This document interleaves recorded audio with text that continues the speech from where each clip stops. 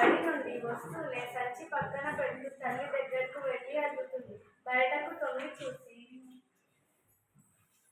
అమ్మ, బయట చిత్రకుండి దగ్గర అంతగా అన్నం కూరలు ఎవరు పారవేశారు? ఇలా పాడేయడం ఎందుకమ్మా?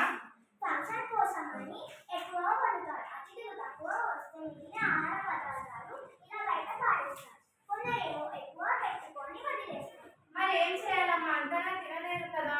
అయ్యో, పాడేయడం ఎందుకు? రోజు కూరగాయలని పేదవాళ్ళు ఉంటారు కదా, వాళ్ళకైనా పిలిచి పెట్టొచ్చు.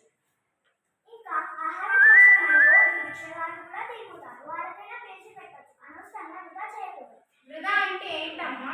మీ బడిలో రోజు మధ్యాహ్న భోజనం పెడతారు కదా, పేర్ల పెట్టుకున్న అన్నం కూర మొత్తం తినేస్తారా, ఎట్లా పాడేస్తారా? కొంత తింటాం, కొంత పాడేస్తాం.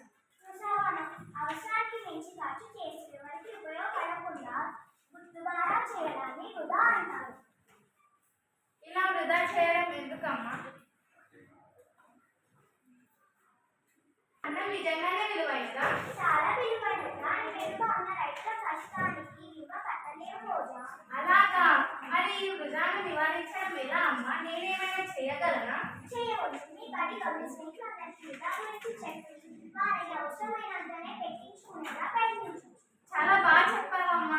ఈ రోజు నుండి నేను మా పాఠశాలలో మా స్నేహితులందరికీ వృధా చేయకూడదని చెప్తాను.